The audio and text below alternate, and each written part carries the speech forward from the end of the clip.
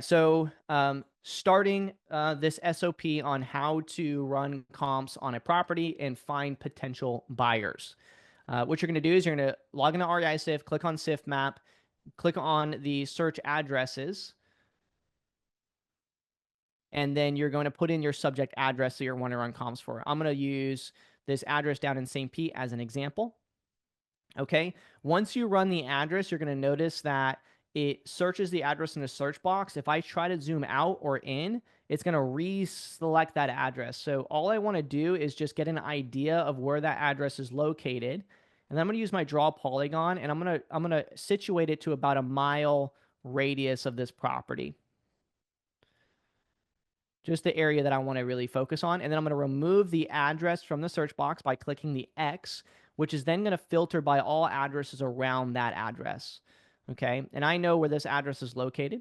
The next thing that I want to do is I want to look at that address, and I want to get an idea of the beds and bath size of the address, which I can verify on the record itself from the lead manager, or I can look at that address right there inside of SIF map.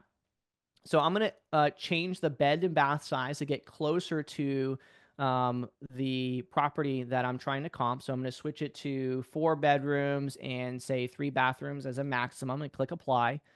And then I'm going to change my property type to the type of property that I'm working with here, which is a single family residence. And then I'm going to click on more filters, and I'm going to scroll down to my financial details and change my last sold date to go back between 3 to 6 months. In this case, I'm going to go back to July. Let's go back to September 1st of 2024 until let's go back a couple months. We'll actually all the way to now. We'll just leave that there. So we'll say September 1st until now, which gives us roughly 6 months or so of sold. And I'm going to click apply on that one. And this is going to show all properties that are within the same size, beds and bath, and sold within the last 3 to 6 months, or just in the last 6 months, really. The next thing I'm going to do is I'm going to switch the size of the property to fit the size of my subject property, plus or minus around 400 square feet. Initially, you could leave this open just to get an idea, but otherwise, if there's a lot of properties like I see here, I'm going to try to narrow this down a little bit to closer to our subject property. So I'm going to click on my more filters, go to property details, and put my minimum square footage. In this case, let's just put 1,000 up to 2,000 square feet. That's a pretty big radius, but our property is right around 1,500 square foot. So I'm just doing plus or minus just to see what it looks like. I'm going to click apply.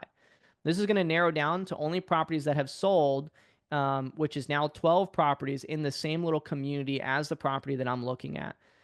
If I look at my map, I can see that some of these icons are blue. That means that they're currently listed on the MLS right now. These are a great idea to see properties that recently potentially sold or are listed again after selling recently. So you can see that C Proper LLC actually purchases property for 185,000, which means that that's a good idea of a potential buyer, number one, but also what someone's willing to pay for a property. So while you're doing your comps, always remember that we want to make sure that we're watching for other potential investors who have already bought and sold a property in the comps that I'm already looking at. But now that I've seen this, what I want to do is I want to look at sold properties ideally. Since this one's already listed, this is great to know what the property's purchased for, but since it hasn't sold yet, I can't really use this as a comp, but I can use this as an idea to understand what the property is going to be worth or what stuff's listing for. So what I want to do is I want to find 3 properties around my subject property that are around the same age and square footage, and I want to look at the history and look at the last sales price. In this case, it was $333,000. So I'm going to document ideally at least 3 properties. I'm going to put 333,000 onto my notes, and then I'm going to grab another one. Oh, and I'm going to divide that by the size of the property. So 333,000, and this property is 1,959 square foot. So we're going to go ahead and divide that, divided by 1,959. And I like to just put it inside of a notepad, and then we'll come back and do our math in a second. So we're going to do that property. Now we're going to do the next property. I see one at 200 or 429,000. This property looks pretty messed up. It's 1,684 square foot, and it's sold for, see the history. It sold for 415,000. So we're going to go and do 415,000 divided by 1684. We'll do the math on that in a moment. And we're going to select one more property here that's already sold. And I see see one for 489 here. That looks like it's sold. It is 1,420 square foot, and it's sold for 472. So we'll do 472 divided by 1420. And I want to recheck my square footages on these other properties really fast. Make sure I have it right, because I think I might have used the wrong square footage. So 1684, no, that was right. And then this one is 1959. Okay, no, it was correct. So now that I've written down my sales and the square footages, I'm just going to do the math, and I'm going to say I want to see how much these sold per square foot. So I'm going to do 333,000 divided by 1959 square foot. That gives me 168 a square foot. So we'll do 168. We'll do our next one at 415,000 a square foot. Divide that by 1684. That gives us 246 a square foot. And then I'm going to take my next one at 472,000, which seems like an anomaly given the size of the price. So it might be a little bit better of a neighborhood, but that sold for 332 a square foot. We're going to take that now, and we're going to divide those three properties by, we're going to add 168 plus 246 plus 332, and that gives us 746, and we're going to divide that by the three properties, which gives us an average of 250, basically 248 a square foot. So now we can take that 248 a square foot and multiply it by our property, which gives us a $434,000 ARV. As long as those properties are the similar size, and similar location, similar exterior, you want to make sure that you're comping properties that have these same features. And we can basically see if the market would support that price point, because we do see one listed at $399. We see one listed at $415. We see one listed at $499. We see one listed at $515. All of which look like they are subject to the same type of property, right? Siding and all this other stuff, right? So remember that initially what we're trying to do is we're trying to find a cost per square foot so that we can figure out ARV.